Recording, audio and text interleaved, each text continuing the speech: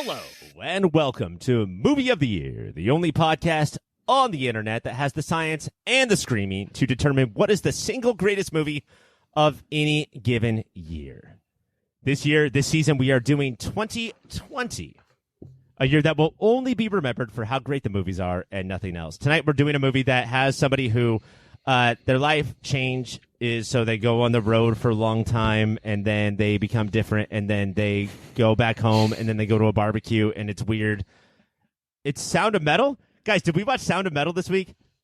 I thought you were describing the last time I saw my family.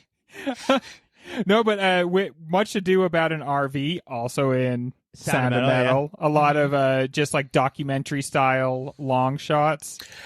It's the biggest problem with Nomadland is the severe lack of Riz Ahmed, but go ahead. Yes, and no adorable deaf kid putting his head to a slide while Francis McDormand drums on it. Because you understand that's like it's metal, the genre of music, and metal also the thing. Oh shit! Yeah. Dang, very good. Yeah. That's 1 point for Riz Ahmed. Ryan. I would think like the best movies of the year, given the year it was, and I guess making them, they couldn't predict what 2020 would be like fantastical lands of elves fighting goblins or whatever, like, but instead it's just like all these very like, look how real life is. Everything we've covered is, look, this is life and it's real and you're going to dig into it. Well, yeah, I mean, one argument is that we haven't seen the art yet that is made because of how 2020 was, you know? Like we've seen TikToks. And the other hand is like, we already have so much of that fantasy shit anyway that like how would you notice it coming out, like it more of it coming out now that it's 2021 and we're dealing with it. But guys, I have to ask, we've been doing 2020 for a while, longer than literally anybody else on the planet. Yep. How did Nomadland stick with you? I don't know if this is the first time you guys watched it, but this is sort of like the heavy, this is the big award-winning, award-nominated movie of the year. Did it stick the landing, to ask a question? This is the second time I saw it, and I was blown away the first time I saw it, and I don't think it has a ton of like rewatchability in the same way that other movies do. And I don't mean that as a slight against it, really, but it didn't hit me the same way watching it the second time. And I have to say that is kind of rare for movies on this show. I generally... the better the movie is, and I consider this to be a very good movie, but the better the movie is generally, the more I like it on the second viewing. And I found it, I don't know, I've still liked the long shots of nature and the, you know, Chloe Zhao's really well-composed shots and everything. I guess I had just a little less patience for some of the dialogue, which I was surprised about. First time, long time. And I disagree, but I guess having only watched it the one time is just like, so the visually overwhelming in the best way, just like the beauty of the American Northwest, Southwest, everything in between except the ugly East. And again, maybe not as severe or maybe not for the same reasons as last week's Lovers Rock, but we're stuck at home and then we watch this like look, that's pretty. I want to run through rocks. And just like I'm guessing, Greg, maybe the dialogue doesn't capture you because, like, so many of them aren't actors, so it's not, like, delivered in an actorly way, but, like, so many things made me, like, wince or cringe, not to talk about awards yet, in a way, but, like, that real people really do, like, the false profundity, and then when you let down, like, your hackles, you're like, oh, I guess that is profound if I'm not being an asshole. Like, there's so many things throughout the movie, not calling you an asshole, but so many things throughout the movie where I'm like, heard that before, and I'm like, oh, fuck, that old guy's right, though, if I don't just scream heard that before right away. Honestly, Mike, I think it's a little bit different than that, and it's not that I don't think what they're saying is profound. This second time around, I started to get a little uncomfortable with, like, how exploitative is this? It's beautiful and it's telling these people's story and everything, but like there were some shots and some scenes and some things that people share, and I realized also when I got to the end, I'm assuming some of this is like people really telling stories about their real lives, right? And I don't actually know how true that is, but hearing some of these people talk about what seemed to be their real lives and share what seemed to be their real pain, surrounded by, at the end of the day, Hollywood types who are going to go back to Hollywood type lives.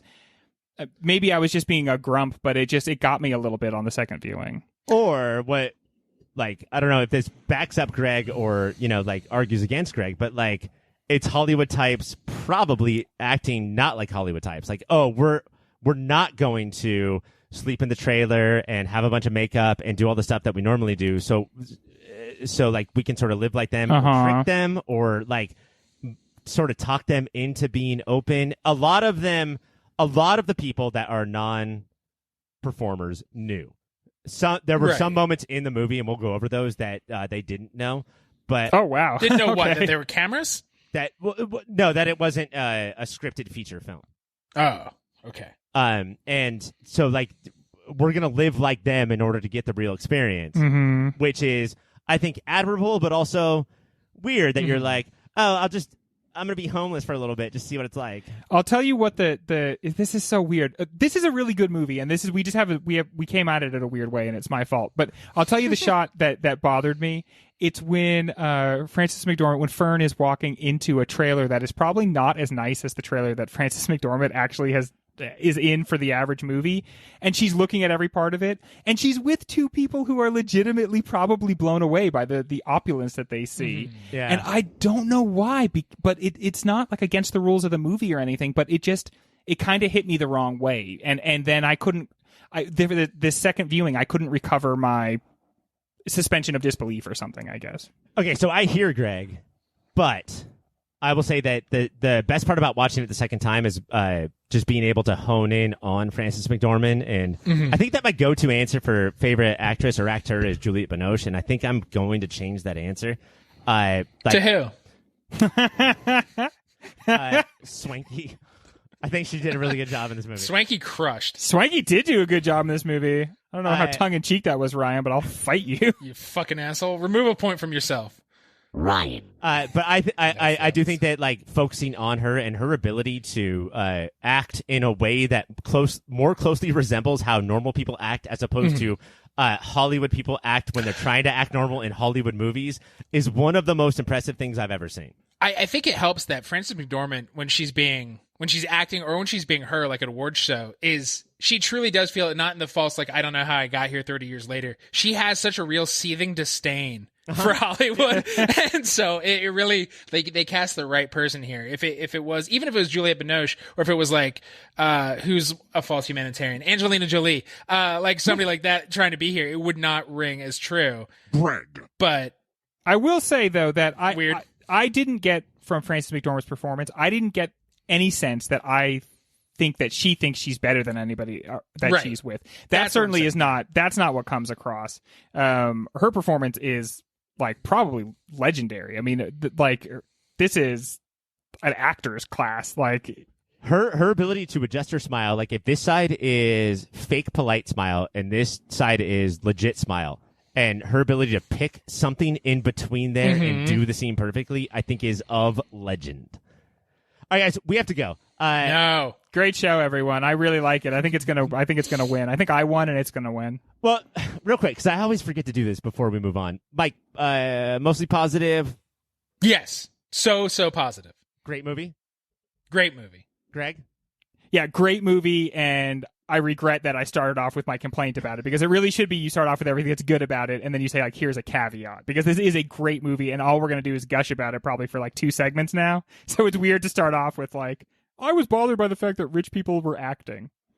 You know what? That's a sign of the times. Is I'm just bothered by rich people. Yeah, dude. Existing. So Get off my fucking TV. Somebody was like, oh, so-and-so, like, did really well and, like, bought a boat. Like, somebody in my real life, and I was like, ugh. It was not how you're supposed to respond to that kind of news. No, I worked really hard and saved a bunch of money. Fuck you. Get out of my house. All right, when we come back, someday, let's dig into Nomadland. Hot on the heels of making the best film of 2017, Chloe Zhao turned her severely underrated sights towards Nomadland, based on a book by Jessica Bruden. 2020 started with Nomadland buzz, as the highly anticipated film was already being penciled in as an awards monster. Then it won the Golden Lion at the Venice Film Festival, and as of this recording, the winning hasn't stopped. The film tells the story of Fern, a widow whose life is taken away from her when her fucking city closes. Without a nest egg, she turns her van into her home and hits the road, working in a seasonal gig economy when she can, and meeting other interesting road people when she can't. Much like the writer, that's the 2017. Yeah. Okay. I was woo! Yeah, writer. Much like the writer, Nomadland utilizes non-professional actors actually living the life of the movie. But this time, Zhao has brought in a couple of ringers. Frances McDormand, who plays Fern, and David Strathairn, who plays a guy she keeps running into along the way. Taste buds, I ask you this. A lot of people have a lot to say in this era where movies are TV and TV is movies about Nomad existing in this world between feature and doc. Why is this movie that? What are the reasons, if any, that you're glad Chloe Zhao directed this movie in this particular style? That's a great question. I think if Chloe Zhao didn't want to get a pure doc version of what she did here with Francis and David, she would need like 10 years of living with the Nomads. You're not going to get a natural protagonist the way we have Fern. And so you have to guide it. And I think since Sarah Polley who did Stories We Tell, like blending what is true and what is not true is really interesting. Right. And it's if that was the only point of this movie, that would be kind of hack. But it's blending like what are the truths we tell, what are the stories we tell other people, while also honing in on a group of people who are connected by stories, telling each other stories. It all like feeds into itself. Before we came on today, I tried to think about great docs with great lead characters, and the only one I could think about was American Movie. And maybe I'm missing some about this guy who tried to make a movie, like tried to make this horror movie with almost no money. But like typically it is about the world, and you move from character to character. And worse, it becomes about the documentarian, and that is almost never actually interesting. But it's because and how always they hit this blip halfway through filming, and they're like, "I'm gonna make the movie this way." Yeah, I'm gonna change direction. And I have to say, I am a lot more comfortable with a dramatic movie incorporating documentary elements the way this has than I am. I'm super uncomfortable with how much documentary has moved into like recreation and fictional things, and how if you talk to documentarians, which it's none of my business, but if you talk to documentarians, they will tell you that, that's where it's going. That's how, you can't really try to tell something that's objectively true anyway, so why would you try to do that? But that makes me uncomfortable. This feels like a better workaround where you're saying, no, I am actively creating art out of these narratives and these real people, but it is at the end of the day a dramatic work that I'm controlling rather than a real story. What's uncomfortable, I think, is that as any sort of artist, documentarian or fictional filmmaker, it's not on you to be like, how will the audience take this? But the minute somebody's like, documentary, it's real, it's all real. And so that's why that makes me uncomfortable. But is that audience still there though? Like, are people watching documentaries? There's so many howdy do-dats, dude. You have no idea. You should be a nomad in Nomadland. You'll run into them. Well, what I think of this is a dramatic bad trip, dramatic bad grandpa, and so they're not pranks, but it is putting actors in with real people. So the real people. Is it a dramatic bad Santa 2? It's a dramatic bad Santa 2 coming next fall, and so it's having the real people react the way they would do, and I'm assuming they still get some direction, but most of them existing is just them existing surrounded by Francis and David. Well, it's a little bit like a reality. No, it's not like a reality show. It's like what we initially. No, that's so much more scripted. Shows. Yeah, that's so much more scripted. But it's like it's not like or it is like maybe tell that story again, or can you do that? Can you tell that sad story again so we can get a different angle? What it isn't is like, hey, I'm gonna give you acting lessons right now. They are always going to be awful. They're going to be these performers who do not perform like we're used to, like Francis and David do.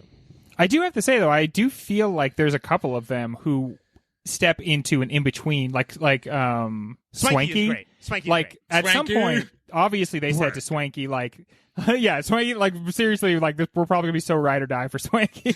But, like, they clearly asked her to actually do acting, and then she found a way to not make it obvious. I think you can tell, but it doesn't like, stick out like a sore thumb. And I think the big Swanky scene is sort of like foreshadowing how the ending is going to be when Fern makes it back to her family, which is, all right, Fern, I will do this favor for you. I will drive you to town and pay for your pop tire, but I also get to give you shit. You have to sit on this bench and listen to me give you shit, and then we get to watch Fern handle that and just be like, this is awful. My whole life is dedicated to not hearing lectures like this, but also I have no choice because of my life decisions. Yeah. And it was so surprising because the Swanky we met before that moment was only like, it feels like real old people Burning Man for so much of the movie. And at that point, Swanky's like, no, everybody's gone. I'm being real now. Fuck you, Fern. And it was like, oh shit. And the advice she gives to Fern, I think, is really important. You can't have a ratty looking van if you're going to be living in it because that draws way too much attention. And so she does the initial, maybe you want this paint, but then when Fern's like, no, I don't want it, she's like, your van looks like shit. Paint it.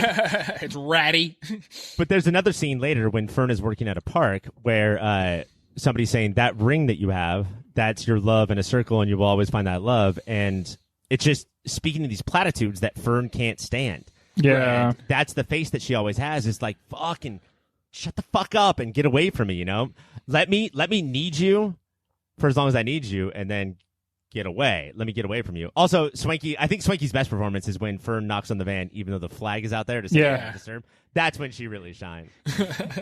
But wait, we're supposed to be talking about Chloe. What about Chloe's use of these people? Is Chloe, in any sort of the word, making an exploitative movie?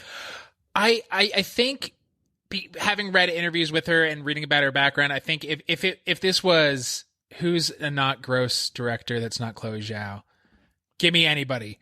If this was Martin Scorsese, and who knows, he probably did something gross in his past. I'm sure his record's totally it would feel more exploitative. But because Chloe Zhao, reading everything she said, is she's kind of felt like an outsider everywhere she has been, it makes sense if you look at her filmography. That's all she's telling, is like these little digging into these subcultures that have their own rules and systems, but are always existing on the fringes of society, from the writer to Nomadland to the Eternals. Like, that's all that these are about. And I have to say there's a way you could have filmed this where it is not, it's denying these people any sort of grandeur and majesty. But the way that she has lovingly filmed this so that it has actual epic feeling, like as if it's like The Searchers or something in Monument Valley. And so to remind you that these are the people of the West. These are the descendants of cowboys. They're still out there on the road. They're still wandering. And you may think of them as small or silly or homeless or whatever. But honestly, they still deserve, the filmic treatment. Some of the shots Chloe Zhao frames these people in, I hope one day I get to stand in front of a mountain that looks as majestic as just some of the hills in the background of these fucking shots. Not even just the beauty of nature. Fern walking through the camp, and everybody's partying and inviting her over, and just this real niche human connectiveness in a way where oh, they're weirdos. I go to a mall, but you don't connect with anybody there. That is beautiful, and not even letting the mountains and the land. She chose those shots, and that's beautiful. But I think she chose even these not grand picaresque shots as well. She makes everything look beautiful and big. Plus, Fern has that personality of almost like the popular kid in high school walking through the high school parking lot of hey, how are you? Oh, how's your sister? Oh, you got a new hairdo, and that makes it all seem like more of a community. Typically, when the director leaves the characters and the dialogue and just shows background, I get nervous. I get nervous about me going for my phone. And when Fern would go for a walk, I got excited, Yeah, those are the best moments. You just want to go for a walk. Yeah. And I don't think she chose epic scenery. I think she shot the normal. She shoots the desert like a desert person, like someone who understands what is really in the desert. Yeah. And so it's not that she starts off with this epic scenery. It's that she imparts that epicness through just really great formal skill, because she can compose a shot incredibly. She could shoot a stream as if it's a raging river. She imparts that to it. A huge part and a huge cheating, but it's style and good cheating is using this movie is 90% sunrises and sunsets. And that's where every scene takes place, and it's because you're well, I get natural beautiful light. So yeah, you can hear Chloe in the background almost going camera, this looks awesome. Chloe, and I would say in this movie more than the writer, can sometimes swing with a hammer. Can particularly towards the end, we have Fern giving up the clothes that smell like her husband, right? And we can figure out what that means. And then going back to her old house, and then that looked out into the openness, and then walking out the gate. And these are big. These are like kind of obvious moments. Mm-hmm. Did that turn you guys off to the movie? Sometimes this obviousness is like something that we don't like really gel with.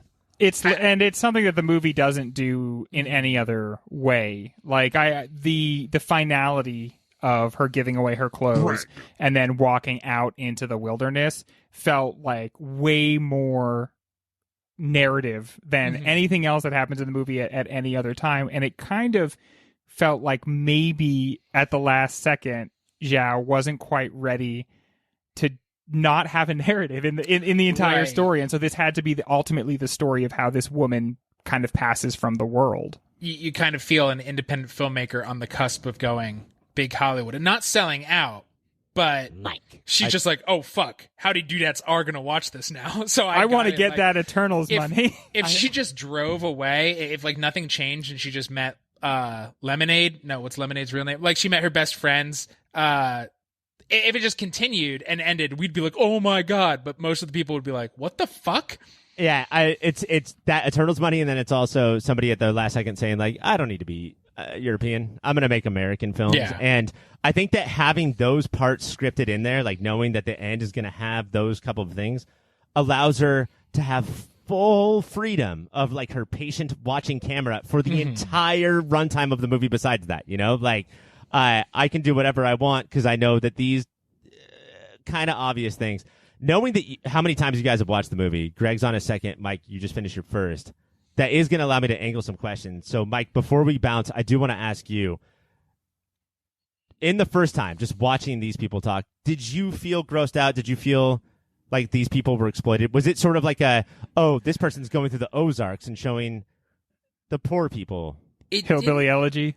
It didn't like feel hillbilly elegy, basically. Full hillbilly elegy, but I expect, and this is my own expectations, I think, but like I thought it was going to be just a positive, like isn't this so much better than real life? And because everybody who was on the road is a bit of a quote unquote weirdo, they're there because of tragic, like nobody's there because they just fucking love it. Even if they say that at first, they tell their story and they're like, oh no, something horrific happened and you can't deal with they're Rolling Stones. These are not, most of them are just people that cannot be in one place. And it's hard to like, and a lot of them found that out after they already made a life. And so part of their story is they rolled away from a life that they started with other people and they like kept on going down the road.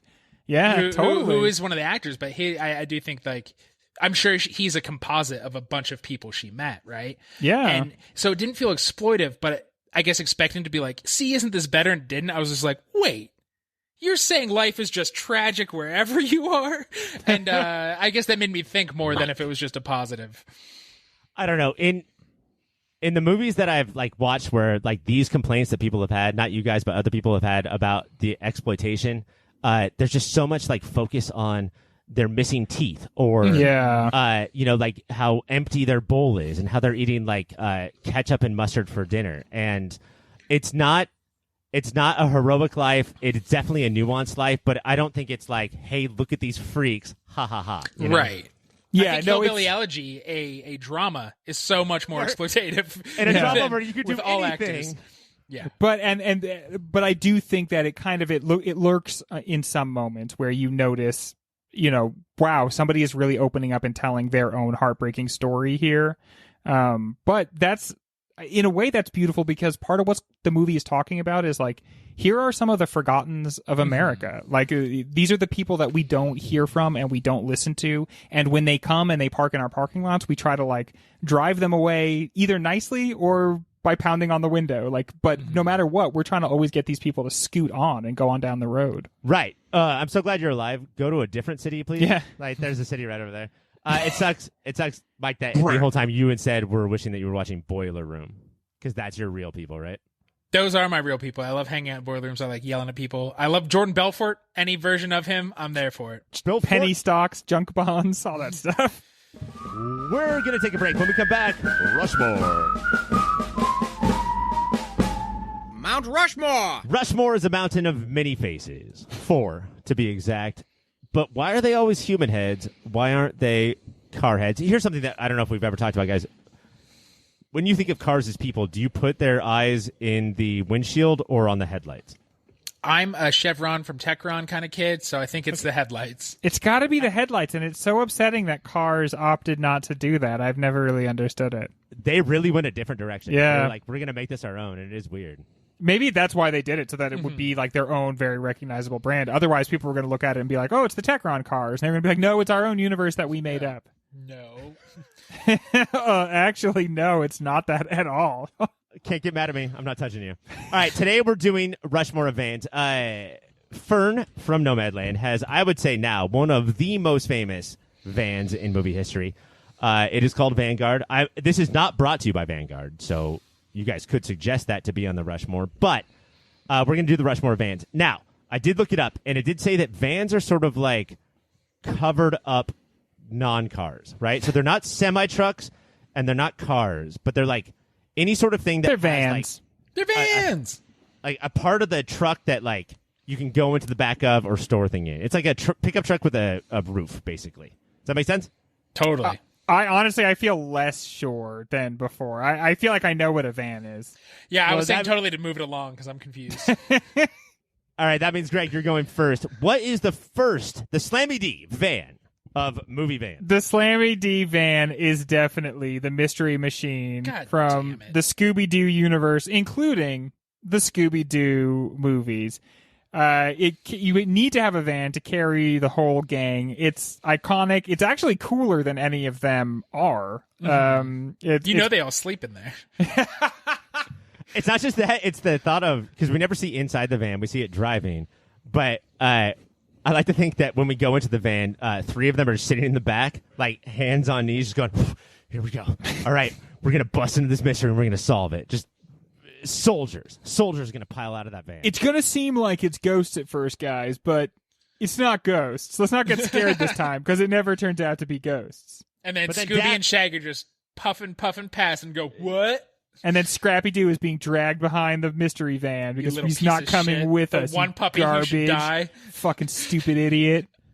For new listeners, we have a pop filter Hall of Shame, and the only person in there is Scrappy-Doo. 1,000 times. And we go there tavern. We go there 10 times a week to go shit on his stupid fucking head. Let me ask you guys this real quick. Have you ever been in a van where people were smoking, but you weren't smoking? Oh, most vans experience of my life. Yeah? Did you feel it? Did you smoke weed, even though you didn't smoke weed? Oh, yeah. You get that secondhand high. The hot box, the fishbowl. I have literally never one time in my life been around people smoking weed where I have not been one of the people smoking weed. Like, at first I didn't understand your question. And Greg and I have different life experiences. Yeah, I probably would be the guy in the back of the van, and Mike would be like, you want to open a window? And I'd be like, no, I don't want to open a window. No, makes it better. At the very least, Greg is the Scrappy-Doo running behind the van saying, could I please get in? Sir, I demand satisfaction. We are dueling. Next time it's safe to see each other, we're dueling. Greg. New rule. If you call me out for a duel, you get a point. Mike, that's a really good one. I'm upset. I'm not sure if that's on yet because it has such a small reverberation in the movie world, but I think it's probably on. Mike, what do you think? I think in the movie world, it's not like, I guess most of these aren't franchises. They're all one and dones, but it's made such an impact. It's so unique. I think the furry dog Dumb and Dumber van. Shaggin' Wagon. Has to Woo, be butts cuts. The Shaggin' Wagon. I think this is a definite. I think that hundreds of years from now, when we don't find Jeff Daniels funny, which is just insane to even think about, we'll remember that Shaggin' Wagon speeding over a hill and then landing, and those van ears a-flying. I think that's definitely on there. I think it causes like all the dogs to shit, and they've also been eating hot dogs and humping each other. Such great stuff. They're so dumb. They think that the dogs in the van are going to be hot. Let's give them hot dogs. Guys, that's ketchup and mustard everywhere. Greg, what's next? Keep in mind, they're able to trade that van for a moped later. Okay, so let's see. I want to make sure this is movie forward. So this is not the best movie ever, but it's a movie that a lot of people have seen and a lot of people like, and it is very much about a van, and it's about the most classic van of all time, which is the Volkswagen T2 microbus T2, the best movie of all time. Microbus, the greatest car of all time. And it's from Little Miss Sunshine, the yellow bus that the horn is like always honking, and they have to push it to get it started. And basically, it needs a lot of love, but it provides a lot of love, and I think it really brings everybody together. Man, that movie really is like the Crash of the generation 4 years after Crash of like, we love it, we fucking hate it. Yeah, it's like an indie Crash. Like everybody saw it and right away. They were like, "Oh, this is everything indie movies can be." And then 2 years later, they were like, "You tricked me, and I hate you." Mike, what do we got? This is from a movie a lot of people love. I was trying to remember what Greg said word for word. It's a van that can fly in space. The van is called Eagle 5. It is a 1986 Winnebago Chieftain 33 from Spaceballs. It is what Lone Star and Barf drive through the air. To me, that seems like an RV. Is this stretching the definition of van? Yeah, that's an RV. But isn't a van? Isn't that just like a super van? No, I think an RV is a different vehicle from a van. Is it like you took a van and you made it wilder? Oh shit! I was gonna do Taj, but should I just do Van Wilder next? Probably, idiot. I'm putting that on. I already gave Mike the point. That vehicle does not get enough credit. Greg, where are we going? I guess I should have paid attention when we were talking about what is or is not a van. Well, you can pick the RV from the Robin Williams movie, RV. Well, what is a bigger... Or we're the Millers. When we think movies, what movie do we think right off the top of our head? I believe it's the movie A-Team. A-Team features a van. It's the coolest van in the history of vans. Big show, A-Team, but also, technically, a movie. First of all, Greg, when we think of the word movie, we think of Spider-Man Into the Spider-Verse. I thought you knew that. And second of all, I'm on Wikipedia right now, and A-Team, film. It says literally no one has ever seen that movie. Mike, you're up. What other vans do you have? This is stretching a different way. If it's a covered truck, one of the most iconic stylized vans. Imagine a giant jaws coming down and the glass coming and the kids are pressing against it. It is the 1993 Ford Explorer XLT from Jurassic Park. Those like red and yellow and green painted vans. Did you see the new Reeboks that are based on the cars? What? Yeah. Okay, don't talk to me. I'm going to buy these right now. Oh my God, you're like every kid I've ever met just looking up shoes when they should be paying attention to the podcast there. What? Okay, so JP vans are pretty good. Greg, do you have anything else? There was a movie in 1977 simply called The Van. An iconic yellow panel van with a cool red and blue arrows all over it, and it was the star of its very own movie. So I got to imagine that's worth something, Ryan. These shoes look dope. Mike or Greg, do you guys have anything else to throw out there? Yeah, there's the Libyan Volkswagen bus that the Libyan terrorists drive in Back to the Future. Thought we were gonna go back and forth, but that's fine. I said one. Would you like to go now? I said literally anybody. And I said talk yes. over each other. The 1986 Fleetwood Bounder RV from Breaking Bad. Iconic shot. If people have never seen it, they think of RV and Walter White and Undy standing Great next to movie, Breaking Bad. I love that movie. El Camino. What up, Mystery Machine? A Breaking Bad movie? Scooby-Doo's a movie, Mike. Barely. Wait, what about, doesn't Doc also have a van? Like a big, tall, white van? No, that's like a U-Haul truck or something. That is a truck, okay. How about Cheech and Chong's van, Ryan? Yeah. Cheech and Chong. It's another Volkswagen microbus because that's the drug van. So Are there that Griffin Dunn from After Hours gets put into at the end of a movie of the year movie After Hours. Oh yeah, exactly. Are there no classic like minivan vans? Where was my high school car represented in cinema? In Daddy Daycare, maybe? Yeah, maybe.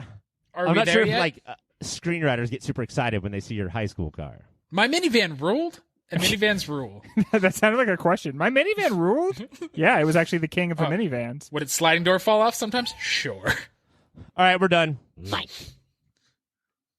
I like not knowing why I got those points. Your Rushmore of vans. And honestly, guys, Vanguard would have made the list. I think Nomadland is pretty iconic at this point, but you guys are sexist. Your Rushmore of vans is the Mystery Machine from Scooby-Doo. And Scooby-Doo to Monsters Unleashed. Monsters Unleashed. Ryan, give yourself a point. The Shaggy Wagon from Dumb and Dumber, the Eagle 5 from Spaceballs, and the JP SUV from Jurassic Park. all complaints about what a van is and is not should go to, of course, Mike Rafonio on Twitter. Please send them all to that. Yeah, when there. When we come back, more about Nomadland. Frances McDormand is a beloved, heralded, incredible actress, and I think it's a coup that a third-time director can almost automatically launch themselves into award stock just by casting her. And, like, for evidence, her second movie, The Writer, is, I think, in all accounts, a better movie, but there was no award stock at all. And I do think that it was missing that Frances McDormand. Can you guys imagine anyone else playing Fern, or can you imagine the movie with no Fern at all?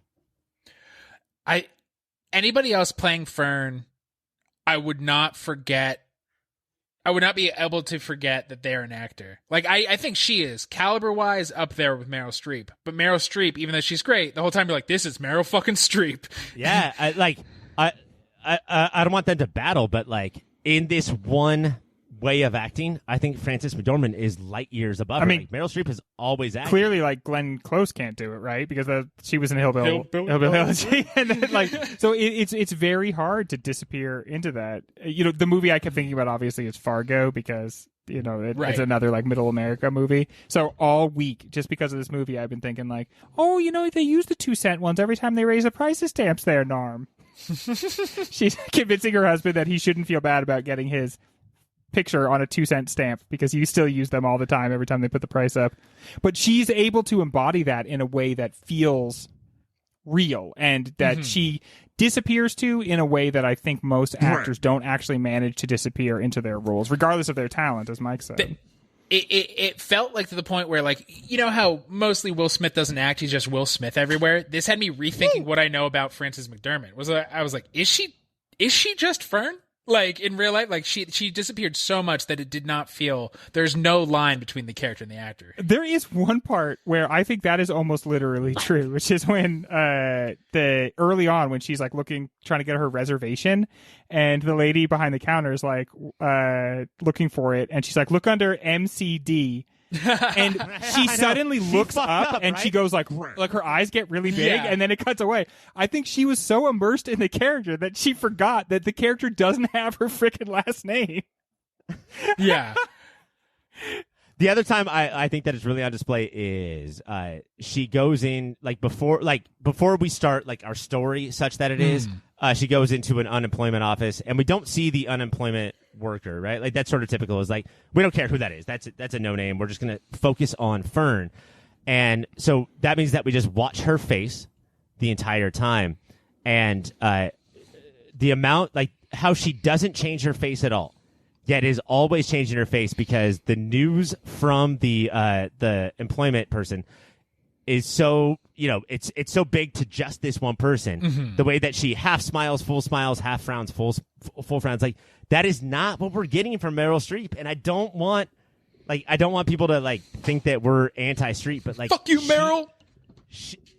This person has that skill more than anyone I can think. I'll give you another one, Ryan. So when she gets away from the tour group, when they're looking at all those rocks, and she goes down into that gully, Fern's Gully, and then she gets a little lost, and David calls her back up, and there's that moment where, and it's like from like the trailer, where she's kind of like looking away from him, and he's in the background, and you can tell she's like, shit, I kind of like this guy. Shit, I don't want to like this guy. But I think I do anyway. And there's like this whole panoply of emotions going across her face, and every like nook and cranny of her face, because the movie is about that. Like you can just see it shift across in such crazy ways that you know that she is like inside. She's feeling like she's really Fern. You know, like she's lost in there.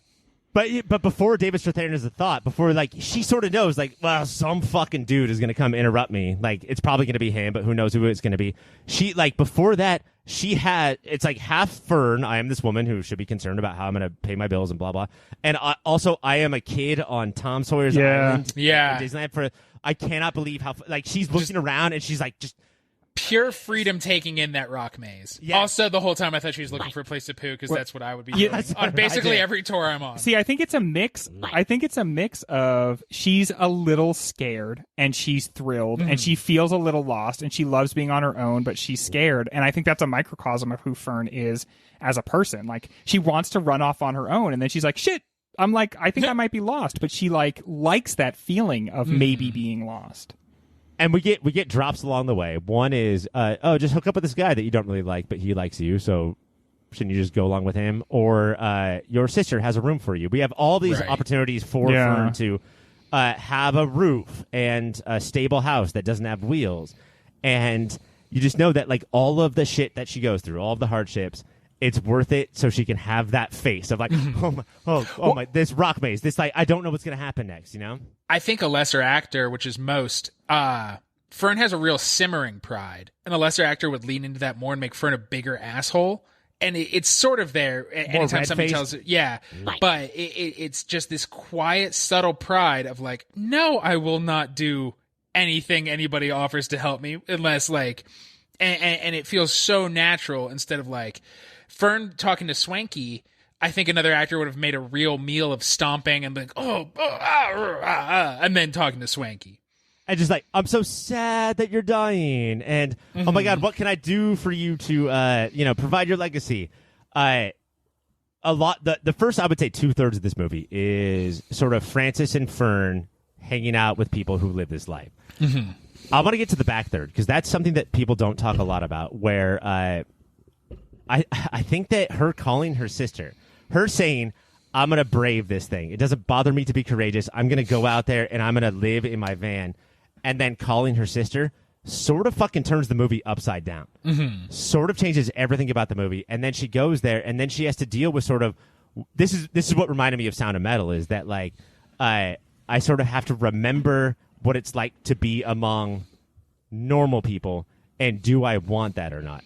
And normal people are so fucking weird. Yeah. Like, I mean, at this point, you've gotten used to the kind of weird people she's around. So then when she's back around normies, suddenly that starts seeming like you see it from her perspective. And it's like, these people are the really strange ones. Well, but also Fern, and you could tell that this was the case her entire life. She can't not say something. Oh, yeah. Like, she is awesome for that. The nomads are weird because they say everything they think at all times and make things too much about themselves. The normies are weird because they all have these scripts they should run and make it too much about themselves. So maybe people suck because they always make it too much about and Fern disrupts that by just being like, I disagree with you right there. And then the fucking silence. Air goes out of that backyard. Nobody knows what to do because she's just like, maybe you're wrong, real estate agent. Well, because, that's like a business dinner. So they're like, that's not just that guy's friends. That's like, they're like supposed to be all talking about how much they love business because that's kind of like the undergirding part of that relationship. The reason they went to that barbecue, because they would rather have not gone. The reason they went is because they can just spill their bullshit and never be challenged at any point. I read an article in The Atlantic the other day, and it was about how most people now don't actually have friends who are their friends. They just have, like, work associates. And so everything that they do socially is just trying to climb that ladder. And that's what that fucking dinner was. And that's why normies are so fucking weird, because that's a really weird thing to do. Rather than all being joined together because you're the same type of person, like the nomads, just being joined together because you picked or got, like, allocated or got stuck in the same type of job. That's hell. That is super hell. That is literal hell. That's I know we don't get sincere on Mike this. is right now breathing into a brown bag. I love you two so much, and that means we are digital nomads. We are digital nomads, though, because part of what this movie is about how, like, people don't have, like, just straight-up careers anymore. And aren't we all, the three of us, each hustling from gig to gig to gig, basically? Like, I have the same employers who will hire me again and again and again, but they're not my fucking bosses, as in, like, they give me a job, and I can, like, count on having the same amount of work from year to year. And now this is the whole economy. Like, they closed down the gypsum mines and replaced it with seasonal work, basically. And I mean, if we're going to get into this for the three of us, I think that the three of us do a lot of great things that is not the exact great things that our parents thought that we would do. And there's a rub there of how, like, instead of being proud, they're like, oh, why they went a different way. And for Fern, that so much of it is that I like my life it's not what you like. So it's not just like, oh, so you're not proud of me, but it's also like, fuck you.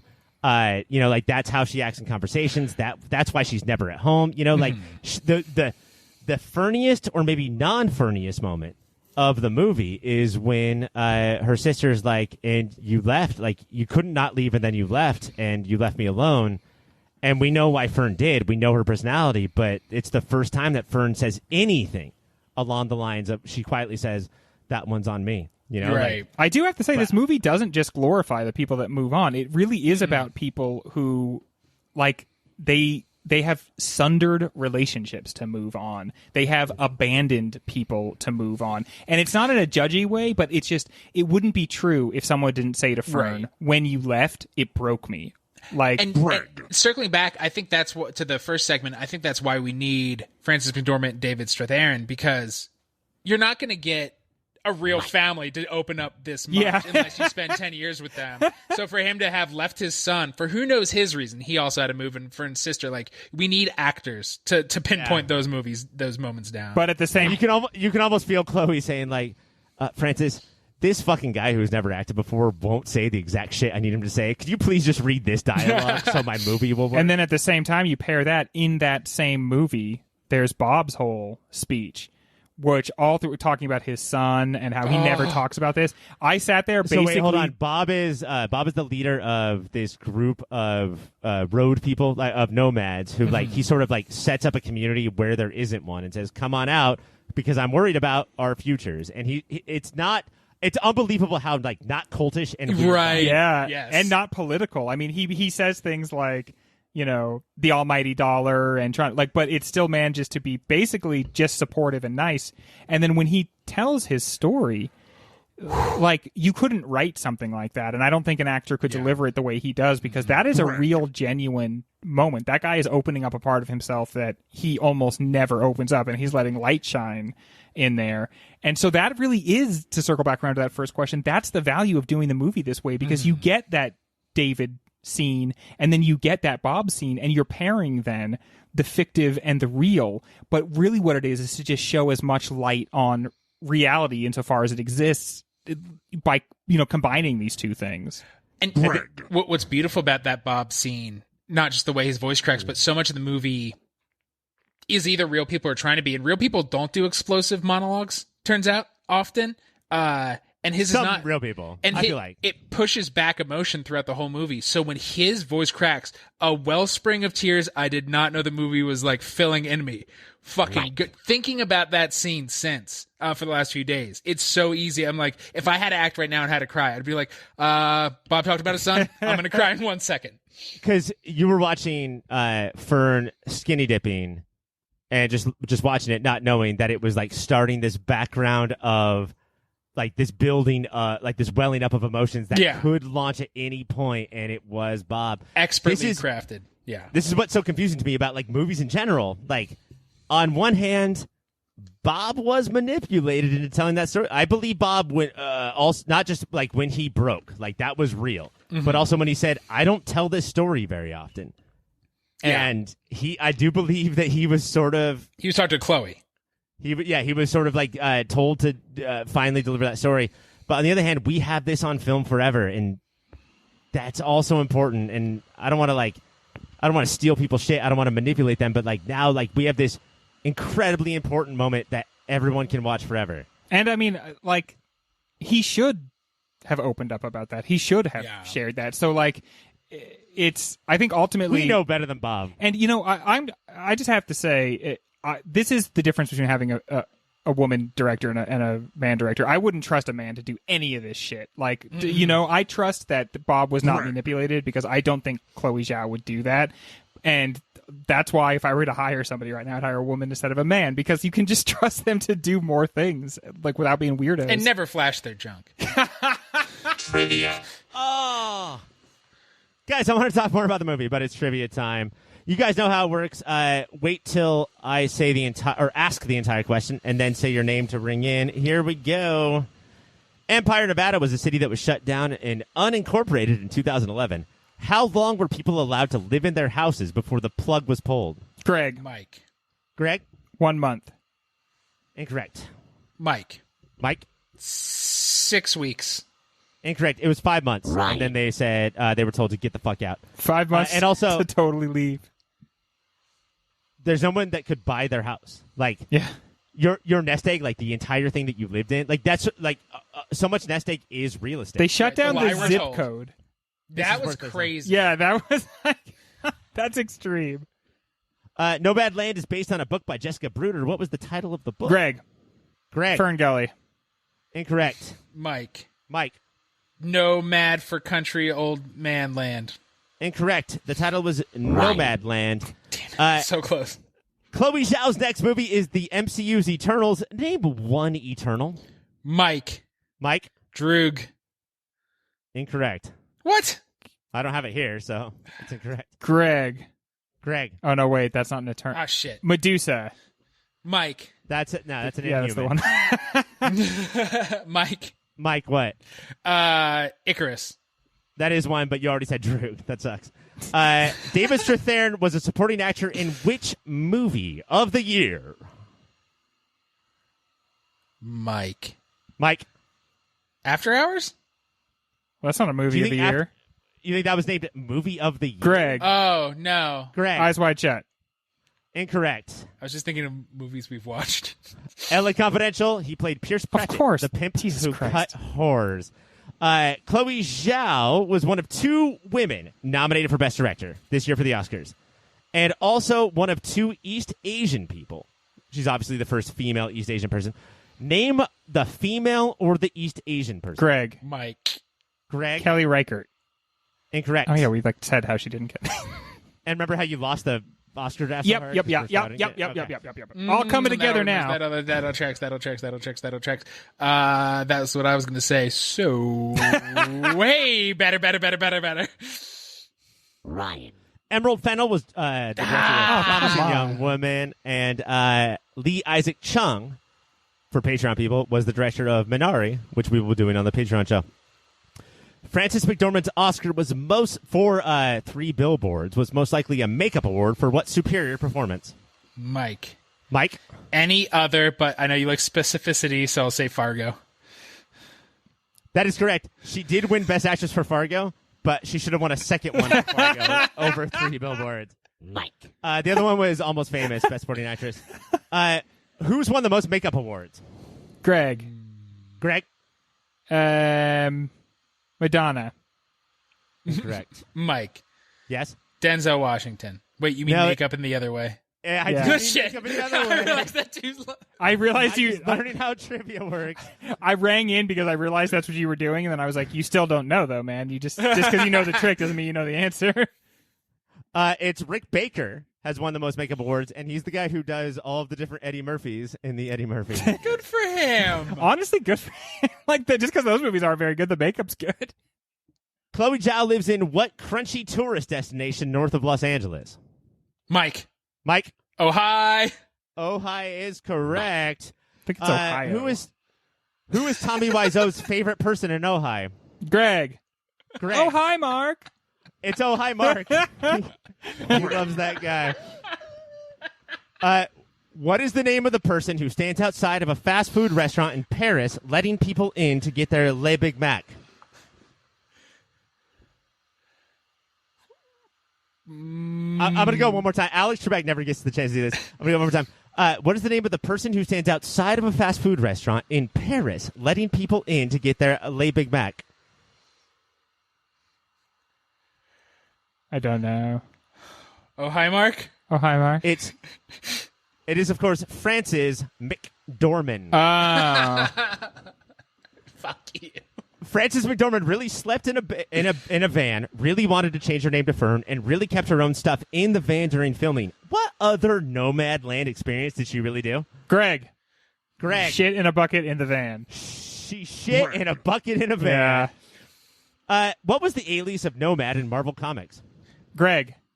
Greg. I was going to say U.S. agent, but that's not what. U.S. agent, Ryan. What a weird birth name. But Yeah, that would be very Mike. weird. Mike. Steve Rogers. It's Steve Rogers. Mike. Oh, What was ironic? What was ironic about that superhero name? Steve Rogers? Nomad. Oh. Greg. Mike. Greg. He was mad. He's pissed off. He was mad a lot. So mad.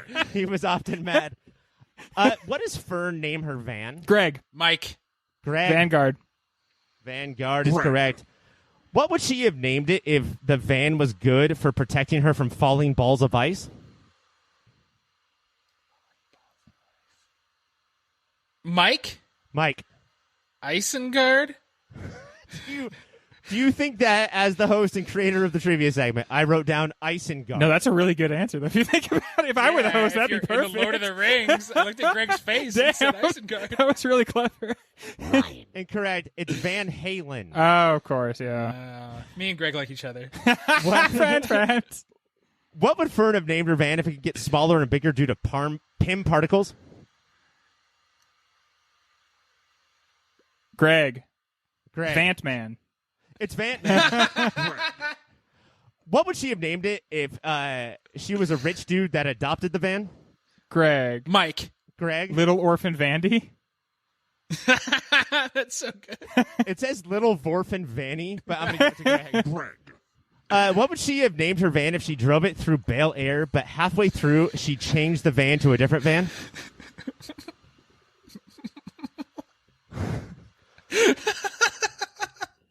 You guys have to answer soon. Say it again, please. What would Fern have named her van if she drove it through Bel Air, but halfway through the drive she changed it to a different van? Belle Biv DeVoe. I'm not sure why, but it has a good sound to it. Mike, no answer? No answer. I got Vant Viv. It's Vant Viv. And finally, what would she have named her van if it was a big, buff, handsome man who gave presents at Christmas? Greg. Mike. Greg. Vanta Claus. Sexy Vanta Claus. Santa Claus. That is trivia. When we come back, more about Nomadland. Gentlemen, great trivia, but if we can get serious for a moment, there's one word that we haven't mentioned that it's really hard for people not to mention when they're talking about this movie. It's the A word, and it's Amazon. And I sort of want to, I don't know, I want you guys to tell me what you saw and what you think Chloe meant. Let's start with this. Before we get to the big A word, how do you think Chloe Zhao views capitalism? Does the movie set the nomadic lifestyle as a good alternative? The problem when you're talking about capitalism, I think, is you can divide it into different categories. I think she is critiquing this, what they call late stage capitalism, right? Where so much of the money, so many of the resources have now been transferred into the upper class that, like, you can have, I think you can have capitalism, but at some point you have to stop stealing.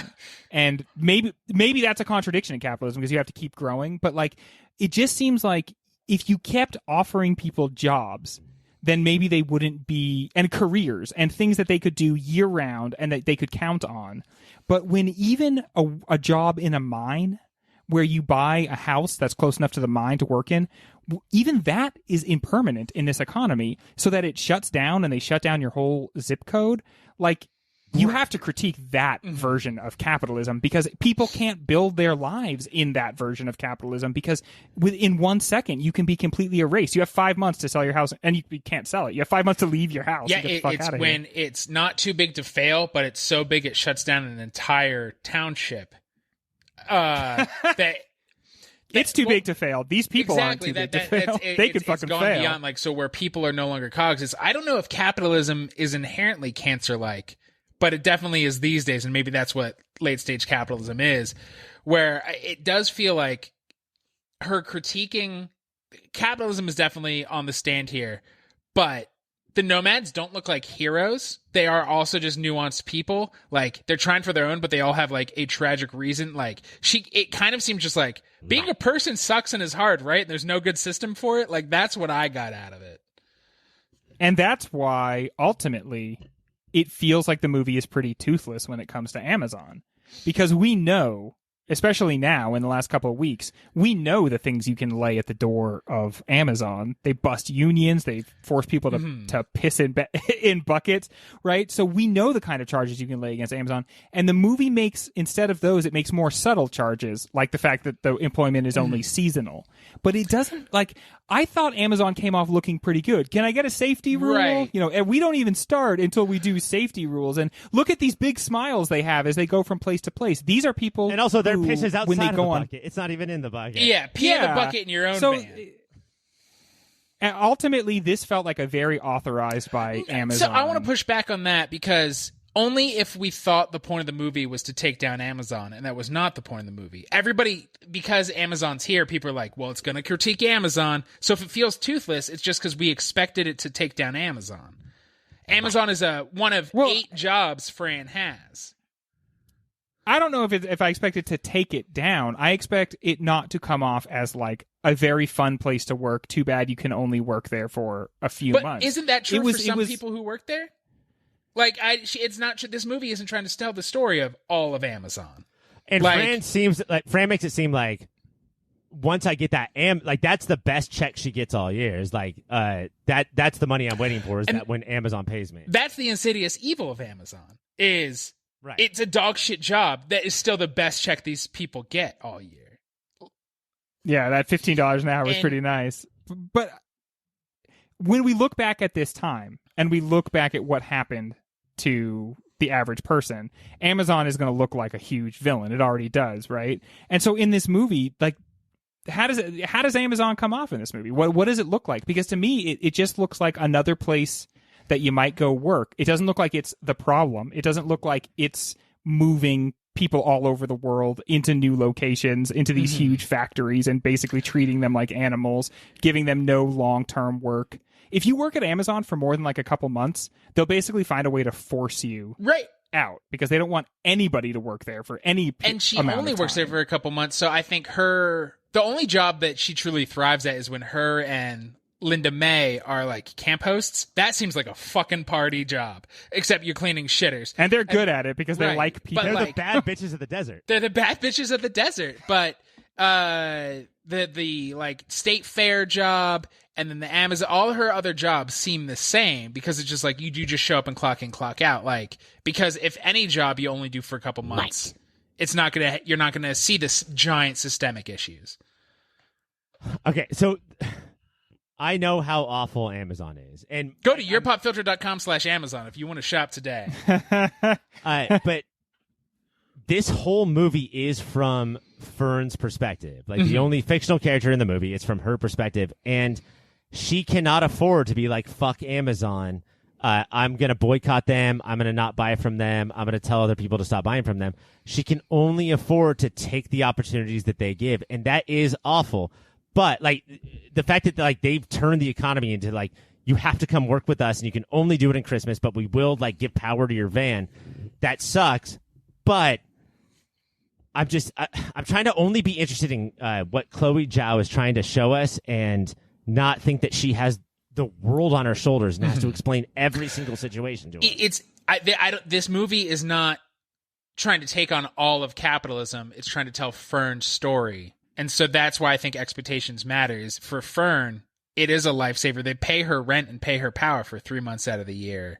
So I still think that there's a false dichotomy here between like dismantling capitalism within one movie and celebrating a company. And that what this movie does. I'm not saying that it should like be a takedown of Amazon, which like an in-depth like look at all the problems that Amazon has. I'm saying that if you're going to bring in an entity like Amazon, you should question it a little bit more than this movie does. Parts of this movie seem like a commercial for working at Amazon. Like nobody hands her a phone and says, we're going to log literally every single minute that you're here. You know, like, and that's something that happens at Amazon. This, honestly, I come away from watching this movie thinking that if, as long as you could do it year round, this is a pretty good job. I think the movie just has a little bit more of a job to be like, actually, this is one of the worst places to work in American history. I mean, the story is that like, they were like, oh, we should find a place like Amazon to shoot in. And then we asked Amazon and they said yes. And so we did. And like, that's the long and short of it. And that like, they did not think Amazon would say yes. And they did not change their script in order to, you know, comment on the fact that like they are ruining America as we know it. Yeah, because I guess that's my stance is it feels like there's a problem with the way the world works at large, that if you start to peel back a little at the scab of Amazon, you're just going to keep digging and digging and it's going to become about that. And this movie was on Hulu. At least it wasn't on Amazon Prime, which would I think we would have a very different tone, right? Yeah. I mean, yeah, probably. But like, this would be at home on Amazon. I don't think there's anything in this movie that would make Amazon feel uncomfortable in the least. During the filmmaking, she seems very even that Amazon let her film there. So even that to me seems like, okay, well, that's like, I don't know, that's at least something to think about when we're talking about. But then what you're movie. saying is that if you have anything to do with Amazon, you have a responsibility to comment on Amazon and how terrible they are. I would say if you are going to use Amazon as a backdrop, if you're going to show their logo, if you're going to show their facilities, and you're going to show the culture of their work, then yeah, if you're going to give all of that, you ought to give the other side too, which is that they grind these people down into dust. I saw the logo. We've been talking about Amazon this entire time. It does, and again, they come out looking really good. So it does redound to their benefit, and this is one of the most gross companies in America. But do you think it's equal to, like, if you're setting a movie 100 years ago and you have a character work at the Triangle Factory for a day, like, and don't comment on it's that fucked up? Yeah, right. Like if you never have a character go like, hey, is this thing like blocking this exit? There is no fire extinguisher right? in glass right here. Instead, it's like, hey, welcome to the Triangle Shirt Factory. Who can give me a safety tip? Safety tip number 1: don't come into work here. Very good. If you can afford it, don't come into work here. It's a death trap. Or just come to work with a hang glider on your back. That would be nice. That would make it best. But I certainly don't think that this invalidates the movie or anything like that. It's just I have a little bit of a gross feeling seeing that logo and then it being just treated like, a cool place to work. I keep thinking about the type of movie and what the director wanted, and this wasn't Spotlight. Like a movie like Spotlight really does go from the tippy top to the disgusting bottom of all levels of a story. And because this is such Fern's story, all we really have time for is for her to be thankful that Amazon gives her this paycheck every once in a while, and then she moves on. And is there any job that she has where we see a bad side of it? She doesn't seem to like. She likes being a campground host. Despite the fact that the drugstore is clearly a restaurant and not a drugstore, that doesn't seem to bother her. I think that the challenge here is that are all of these jobs bad for Fern? Isn't she better than all of them? And I think that's something to think about, is that the fact that, like, oh, you could be doing something better than all of this and you're still doing this. That's the real challenging thing is she has zero entrepreneurial spirit. Like, that's the part that challenges me, is that without somebody to give Fern a job, she literally can't live. And that part is challenging to me because it seems like that's not the independent spirit that this is celebrating. Like, she doesn't try opening up a stand selling tchotchkes. She doesn't try to open a bakery. Somebody has to give Fern a job. I think that's still the indictment of capitalism, not of Fern. Like, that feels like the hustle culture of Silicon Valley. Like, if you don't want a job, you better hustle and create one. I think a lot of the movie's point is, like, what if we could all barter and just live like people did for most of people's history on the world?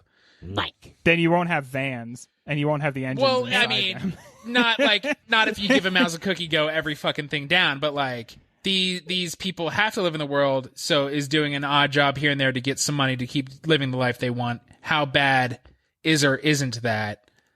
But I just think that Fern's spirit is, like, put it on a pedestal and, like, analyze, like, is this good? Mm-hmm.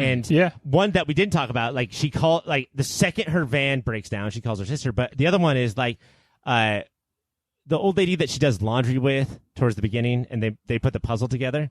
Yeah. And she's like, I'm going to give you a map to Bob's place. And she's like, oh, I don't want that map. And the lady's like, well, I'm going to give you the map anyway. And she shows up. Louisa May. Yeah. And she shows up immediately. Like, she's like, well, I don't want that because I feel like you're telling me what to do right now, and that's not cool. And then, of course, she shows up. And that's part of the Swanky's lecture, is like, you gotta be self-sufficient. I think that's part of it. Is I do think Fern and Frances McDormand have Tyler Durden to just a little. She's so cool that we are losing the sight that the movie is saying, look at how many things she's bad at, because she is never fully self-sufficient the way Swanky is, and tells her she needs to start being. And how dare you to even tell me? And she kind of won't save herself. I mean, because, I think that this is another movie where this is like reminds me of Promising Young Woman in a way. Like, we kind of already see Fern as a ghost. And I think for a lot of this movie, it's about how she's having trouble existing anywhere under any conditions because her life was somewhere else. She was someone who was never going to settle down. And she finally settles down and they fucking close the town down on her. Like, what a big kick in the crotch. Like, once I've realized that you finally stop. I will settle down. I will live with this dude. And because if I leave him, then he will disappear. So now I have to stay. I have to like, abruptly stop all of my free spiritedness. And then he dies in the. All right, guys, it is speed round time. Do not say your name after the end of these questions. These seem like nice people, but they make some of the worst freaking music I've ever heard. No question. Ryan. Mike? Yeah, I love that these people have like this freewheeling spirit and they provide entertainment for each other and everything, but I think there's one very little exception. The piano man? The piano guy. Yeah. He rules. The piano guy, yeah. The guy who played But that's because Glue in Old School, like the old guy with like no teeth and the mustache. That guy, I think he's a good musician. He's an entertainer. Yeah, he stops, okay. he talks to the crowd, he starts playing again.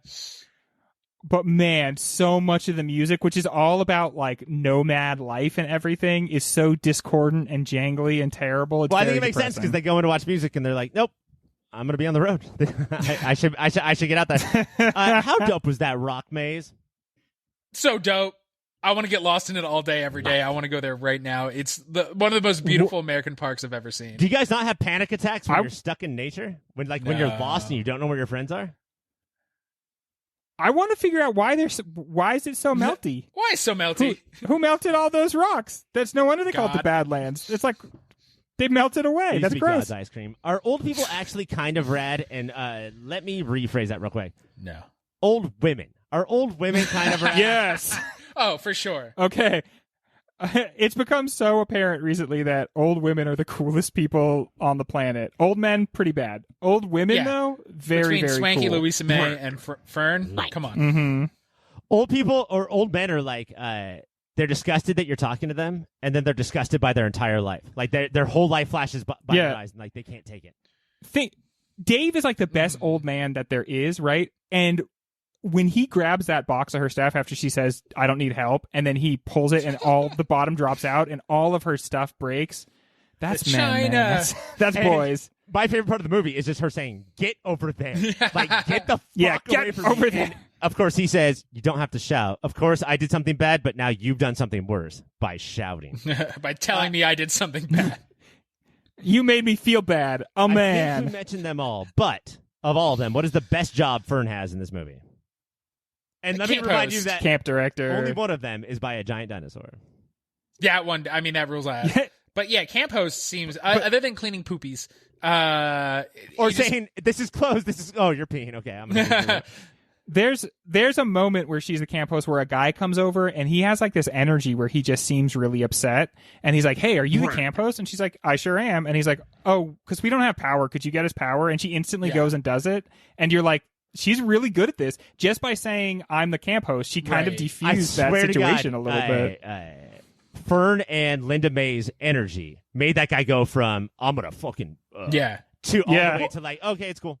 What a subtle argument for just take responsibility. So much I do think this is like non-nomadic life. Modern life is being like, well, I guess technically I am, instead of like, hell yeah, like just own your job and responsibility and whatever comes from there. Yeah, she wasn't like who's asking or why or what's going on. She was just like, "Yep, that's me." And then great filmmaking. As soon as he describes what's going on, there's a hard cut to her like doing the fuse box. And it's like, yeah, she's going to go solve the problem. And you can hear the guy in the background being like, "Problem solved." Thank you. We're all good. Last question, speed around. Train passes by the camera. Why is that so heartbreaking? And it's also the train is not coming towards the camera. Is it more heartbreaking when the camera comes? Or the No, that's gut wrenching because you think you're going to die if it's coming at you. Zora Neale Hurston begins, "Their eyes are watching God," with "Ships at a distance have every man's dream on board." And I think that it's true of the train that passes I got to by. say, Greg has tried to shove that quote in every Movie of the Year episode. Finally, it works. And I'm just proud as a friend. All right, actually, I have one more speed round. How come mean people nice and nice people mean? Yeah, this movie does such a good job of showing how if somebody seems gruff, this is so true of the East Coast. The East Coast has a reputation for everyone being mean. Everyone on the East Coast will help you at the drop of a hat. On the West Coast, everyone's so nice, but if you need help, they will literally run away from you. It's the difference between niceness and kindness, right? So they're gruff but kind, and nice but fucking vapid on the West Coast. I fucking hate nice people. New York has the worst reputation, but if you are a lady with a stroller and you get to the bottom of stairs in New York, someone you don't know will grab your stroller and run upstairs, and nobody would ever think of just passing by. If you're lost in New York, people will try to help you while you keep running away and try to make friends with a pigeon lady. But if you're lost in LA, people will just be like, no, I don't have time. I won't give you money. Instead of being like, no, I just need to know how to get to Sunset. I was in New York and I met the same wallet inspector 5 different times, and he was so nice to me. He was really, really nice, and every single time my wallet was out of date and he had to confiscate it, and he would never made a big deal about it or took me to the police station or anything. You guys are too dumb to continue this segment, so we're going to take a break. When we come back, it's award season, motherfuckers. In the interest of full disclosure, we do actually not know how many Oscars Nomadland has won at the time of this recording. Guys, I think it's going to do well, regardless of your opinion on the movie. What is your opinion of Oscar voters? It's hard to imagine any other movie having the hype that this one does. I mean, before I saw it, part of what I think makes this movie so impressive is that before I saw it, I already knew it was like the best movie of the year, and it still managed to blow me away. So that's a pretty tall order. So I'm assuming just because groupthink is like so comfortable that this is going to take down a ton of Oscars because everyone's going to know that's the right answer. And not that it's undeserved because it isn't, but it feels like the safe Academy where normally, heart of hearts, all they want to do is vote for Mank. Yeah. But they're going to safely vote for this. It's going to go number 1 vote, Mank. Number 2, Green Book. Please just let me vote for this. And then 3 is Nomadland, and hopefully it'll do it. I do think that would be nice if every year they could give out 1 or 2 to Green Book again, because it really did change the game. The choreography. Let that person get an award. And it's so cool of Broadway to shut all of it down during the pandemic, except to open it up for Green Book the musical, and let us just watch that goddamn choreography. Also, it reminds people that the reason I'm taking the uncut pizza and folding it up and then biting into it is it's an allusion to Best Picture Green Book. That song was the best. When you're a mook, this is how you eat. When you're a mook, you will eat just like this. I hate how Greg does that, where it sounds like he's commenting on a movie, but he's just reading lyrics from the Broadway version of that movie. I fold up pizza. I learn a lot. All right, guys.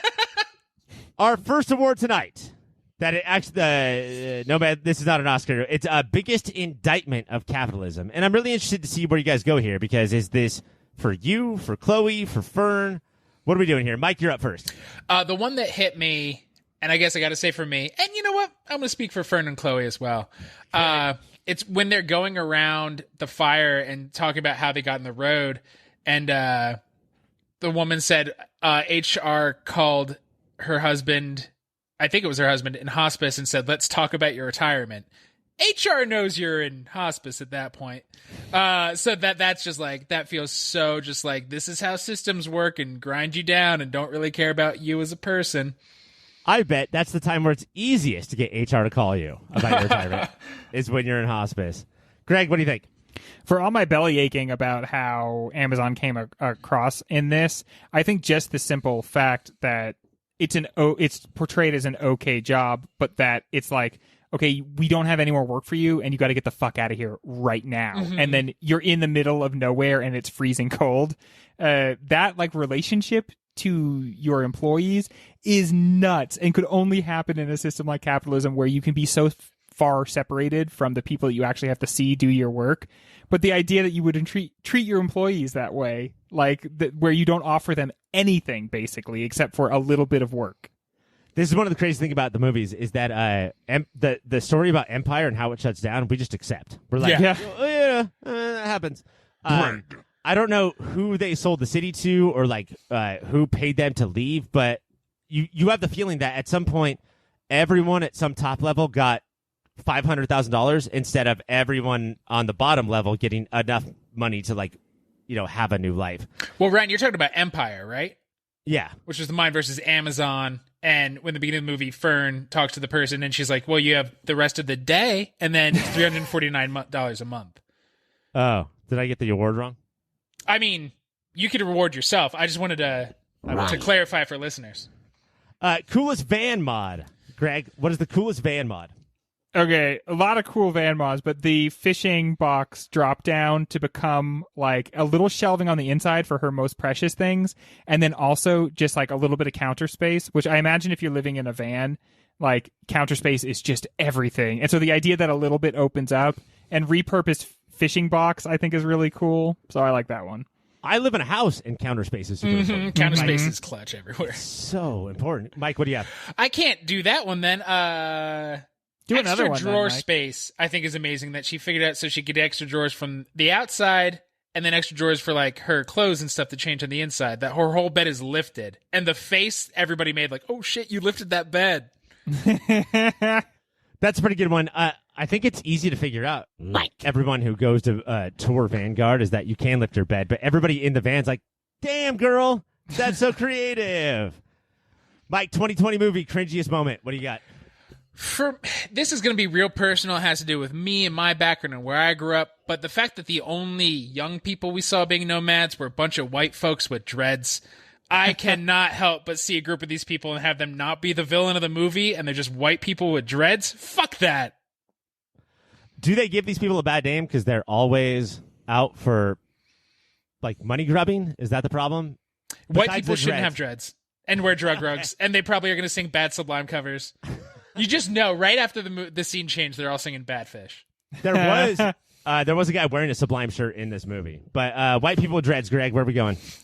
I don't mean to be jerky, but it's kind of a funny line, but it definitely made me cringe both times I watch it. When Fern says, "We be the bitches of the Badlands," there's a little bit of a patois going on there, and I don't know that Fern at any other time uses the language like that. It kind of seems like a little bit of vernacular blackface there, a little bit of AAVE, and it just made me feel slightly uncomfortable because when else does anything like that happen in the movie? That is true, and that's probably Francis coming out, and Francis is the one with the problem. But I'm going to give that one to Mike. Greg, Chloe Zhao's director's signature move. So for me, there's a lot of like interludes, sort of like musical interludes, and so I picked one of them that I thought was the most important, and it was after she has said goodbye to Swanky, and it's the interlude that includes her seeing the bison, and she's nude in the river, and sort of like all the glories of the West. And part of what she goes through is she goes through a ghost town, and she's just looking at like this town that used to be here and just isn't anymore. And that's as beat you over the head as any part of that montage is. But you just like, even up the part where she's just walking across the river, it just feels so invested with meaning, but not like meaning that assaults you, instead meaning that like opens up, in front of you. I think that is a I don't know, like a point of argument with the movie is that Fern is overtaken by this, and are you as an audience member overtaken by this, or are you supposed to? Is Chloe like cheating on her job by just throwing you all of these things? And now are you Fern? Are you overtaken with all this? Like, oh, now you get to look around at America. But the way that when it's put in and how it's paced, I don't know. I think because it's through Fern's eyes and it's only when Fern needs to look at it, that's why I think it does work.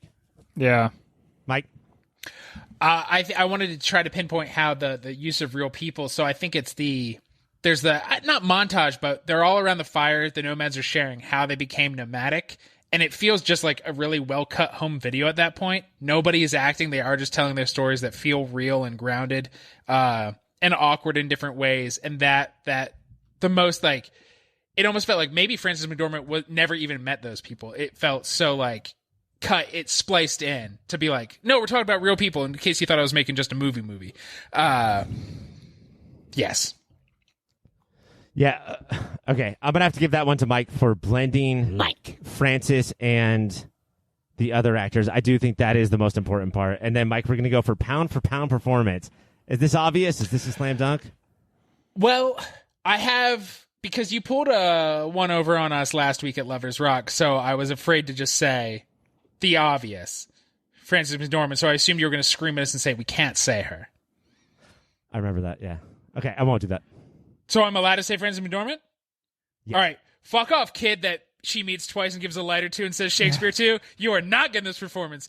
We already said earlier that Frances McDormand falls into Fern to the point that we forget that she's acting and really blends in amongst these folks, and it feels real and grounded. And a huge one is, shows off Chloe Zhao's, but it's when Frances is walking through the camp and the skies are beautiful and it feels just like real and present and somatic. Like we feel in her body in there. It's just the way she's walking doesn't feel fully comfortable.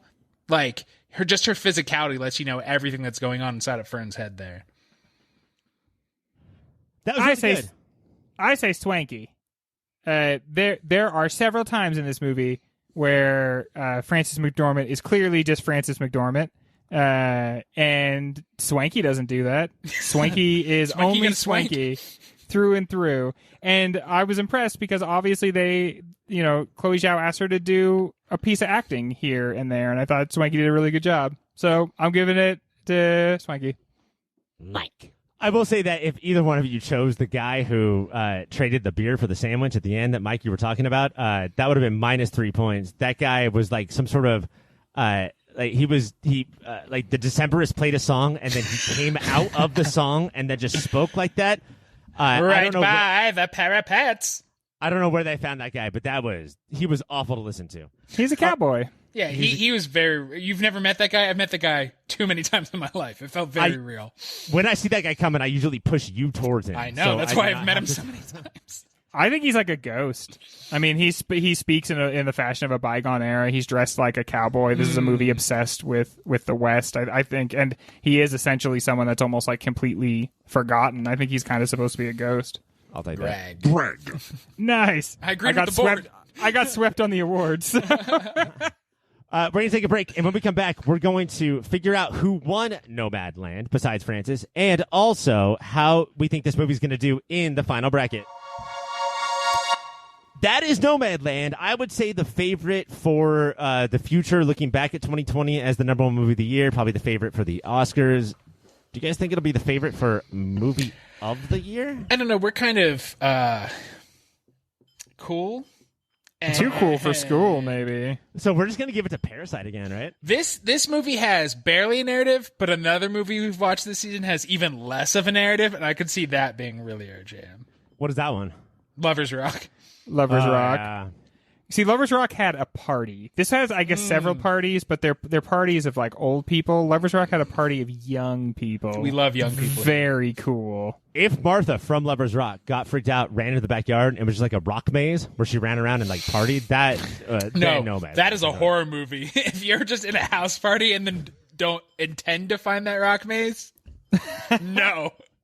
But I think it has a legit chance. I mean, I think that when the dust settles, I don't know one-on-one, maybe Lovers Rock, but it seems like there's quite a few movies in the bracket that it could take down. Oh, and for sure. Honestly, I think that Chloe Zhao's decision here of not making a documentary, not just having nomadic people star in it, the grabbing of Frances McDormand could be the thing. Like, she's such a talented actress. Like, she's really hard to deny. Guys, I got 27 points. What? Wow, way to go, Ryan. That That's is a lot of the points. most a host has ever gotten. Who's Maybe scoring this? double. Yeah. That does set the record for Movie of the Year host of all time. So thank you, Nomadland, for giving me that. Greg 44, Mike 42. Another close round. Very close. Wow, I'm shocked. Is this because of trivia? Oh, yeah. Greg That probably is cleaned what up it on is. trivia. There were some off-air points when I was being a little bitch head to Ryan. Okay, yeah. There's some of that too. I win the in-between segments, usually by a score of like 4-0. Nobody can hear. I'm just like, fuck you, Ryan. Fuck you. I'm going to kill you. Fuck you. And Ryan the whole time is just like, Greg. No, Greg. And also, Greg, to be fair, I'm also hitting the Ryan button during those times. Oh, yeah. Just to make That's me true, feel better, I will say to my illustrious competitor, I think we disagreed on this movie more than most, or it seemed like that. But every Yeah, time I was I would like, say. interesting. But yeah, I think I wore out my respectfully. I disagree, but I always enjoyed hearing what you had to say. Yeah, I didn't hate this movie, but I did feel like I liked it maybe less than you did, Mike, and on some key issues where we disagreed with some things. Which is crazy for a couple reasons. One, importantly, Mike is an Amazon hater, and two, the second time versus the first time watching, I think is fascinating. You know, like all of the new stuff that it brings when you watch it. Is that not there the second time you watch it? You know, I'm excited to find out. You gonna go watch it right now? Probably. Yeah. Okay. Yeah. Okay. Good for you. Let me ask you guys this, because I miss brackets so much. This versus This Sound whole of thing is a Metal. bracket. If this, I earlier declared that this movie is exactly the same as Sound of Metal, You did? but for key differences, which one do you think, or would you vote for right now? Well, this movie doesn't have Paul Racy. F. Tompkins. It does have Swanky, though. You know, it's so weird, but when it comes to like acting, I think I would go with Sound of Metal because I think there's more across the cast. There's more acting talent. The other But thing too is that Paul Racy is a non-actor who lives that life, who was also like, there are Yeah. so many comparisons. but the craftsmanship of Chloe Zhao really blew me away in this, and I don't think there's many movies that could compare with just her ability to edit together shots and compose shots and set them to music and honestly say something with a train passing from one side of the frame to the other, where you feel like, oh yeah, I get the message, and you're like, what? How? Why? How? Where did that come from? I mean, the two of the most powerful shots we've seen in this season. One is a boat going from left to right, and the other's a train going from left to right. I think if we're talking about just directorial composition in Sound of Metal, I guess I'm thinking of the last scene. That's really what pops in my mind. I'm sure there's more, but this movie is littered. It is lousy with artistic composition that makes you go, oh fuck, I love movies. Yeah, I mean, we can argue the difference between, or like, what has the better plot or acting or characters, but I think that with camera in the hand, that Chloe Zhao does sort of destroy. Last question before we go. Knowing all of this, and I will remind you guys of trivia that the two of you combined to name one Eternal. If you ranked all MCU movies right now, is the Eternals going to be closer to the best MCU movie of all time or the worst? Closer to the best. Best. I was already so excited for it because it's new and weird and I don't know about them. But now knowing, like, either she's going to be pummeled by the studio, kind of like the directors of Captain Marvel. I'm guessing what she's already done is kind of like embedded herself amongst the Eternals, right? And she's probably like for years. Right? So they just think of her as Chloe, right? And Chloe's always got her camera, but really she's been with the Eternals, and then they're gonna just like, we're gonna get to see what's behind the mask. And that she rewrote all the characters once they were cast, so they fit in more. So maybe Marvel wouldn't let her cast non-actors, but that she rewrote all her characters so they were close to. So Kumail is just Kumail, Brian is just Brian. So like, Selma's she didn't just cast Selma. Brian, but once Brian was cast, she was like, all right, I got this. Yeah. I got this for sure. And now I think it's going to be the best, but it's certainly going to be the best looking Marvel movie fucking ever. All right, Moody Heads, that is that for this show. Next week we're doing I'm Thinking of Ending Things. We're going to rerun that show. Greg, you weren't on it. Anything to say about I'm Thinking of Ending Things? What a challenging, interesting, fascinating experience of a movie. I think it's crazy that we have a movie in this bracket that we don't know what Greg thinks, and so that the bracket's going to be fucking nuts. I respect Greg, because if I was him, I would have just been like, well, it would have been a lot better if I was on it and not said shit about the movie. Or just delete the show. Just delete the show. Yeah, I have the power to do that, gentlemen. Guess we got to re-record it. And Mike, that is me, that is you, that is not Greg.